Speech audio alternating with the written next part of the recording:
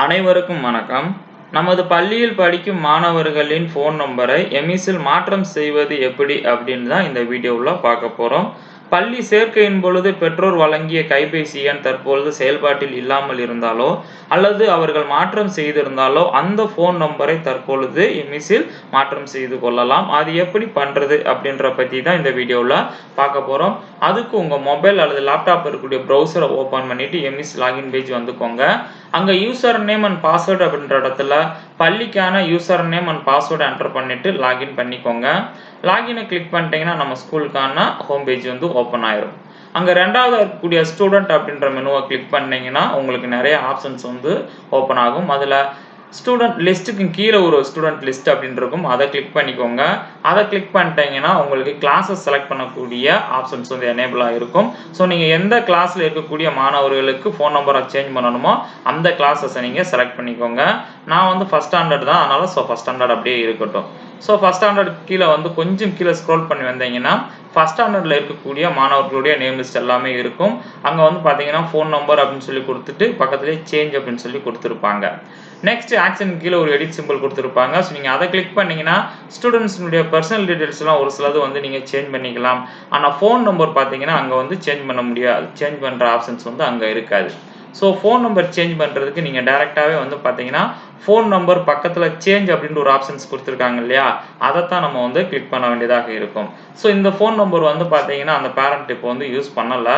So நம்ம admission அப்போ ஒரு ஃபோன் நம்பர் கொடுத்துருந்தாரு, இப்போ அது வந்து பார்த்தீங்கன்னா மிஸ் ஆயிடுச்சு அப்படின்னு சொல்லிட்டாரு. ஸோ அப்படிப்பட்ட ஃபோன் நம்பரை நம்ம வந்து சேஞ்ச் பண்ணணும். ஸோ அதுக்கு இங்கே தெரியக்கூடிய சேஞ்ச் அப்படின்ற ஆப்ஷனை கிளிக் பண்ணிக்கோங்க. அதை கிளிக் பண்ணிட்டீங்கன்னா நீங்கள் ஆல்ரெடி ஏற்கனவே பதிவு பண்ண ஃபோன் நம்பரும் ரிலேஷன்ஷிப் அப்படின்னு சொல்லி இருக்கும். பக்கத்துலேயே உங்களுக்கு வந்து பார்த்தீங்கன்னா க்ரீன் கலரில் சேஞ்ச் மொபைல் நம்பர் அப்படின்னு சொல்லி ஒரு ஆப்ஷன்ஸ் கொடுத்துருப்பாங்க. அதை கிளிக் பண்ணிக்கோங்க. அதை கிளிக் பண்ணிட்டீங்கன்னா நெக்ஸ்ட் வந்து பார்த்தீங்கன்னா மொபைல் நம்பர் என்டர் பண்ணக்கூடிய பாக்ஸ் வந்து எனேபிள் ஆகிருக்கும்.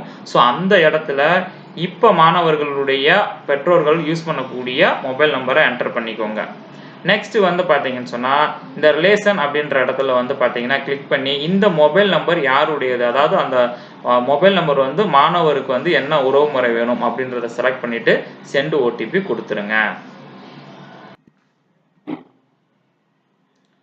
சென்ட் ஓடிபி கொடுத்துட்டீங்கன்னா ஓடிபி சென்ட் சக்ஸஸ்ஃபுல்லி அப்படின்னு சொல்லி வந்துடும். அதாவது இப்போ நீங்கள் புதுசாக பதிவு பண்ண மொபைல் நம்பருக்கு ஓடிபி ஒன்று சென்ட் பண்ணியிருப்பாங்க. அதை இப்போ நீங்கள் கால் பண்ணி பேரண்ட்ட கேட்டு அந்த ஓடிபியை இங்கே என்டர் பண்ணிக்கோங்க. ஓடிபியை என்டர் பண்ணிட்டு சப்மிட் ஓடிபி கொடுத்துருங்க. கொடுத்துட்டீங்கன்னா வெரிஃபைடு சக்ஸஸ்ஃபுல்லி அப்படின்னு சொல்லி வந்துடும். இப்போ திரும்ப அந்த மாணவருக்கு நேராக போங்க. திரும்ப அந்த மாணவருக்கு நேரம் போனீங்கன்னா நீங்க சேஞ்ச் பண்ண மொபைல் நம்பர் வந்து அப்டேட் ஆயிடுச்சு அப்படின்னு சொல்லி நீங்க செக் பண்ணிக்கோங்க. இந்த வழிமுறைகளை பின்பற்றி மாணவர்களுடைய பெற்றோர்களுடைய கைபேசி எண் மாற்றம் செய்திருந்தால் எமிஸிலேயே நீங்க மாற்றம் செய்து கொள்ளலாம். ஃபைனலா இங்க தெரியக்கூடிய டவுன் ஆரோவை கிளிக் பண்ணி லாக் அவுட் பண்ணி வெளியில வந்துக்கோங்க. ஸோ இந்த வீடியோ உங்களுக்கு மிகவும் பயனுள்ளதா இருந்திருக்கும் நினைக்கிறேன். Thank you teachers.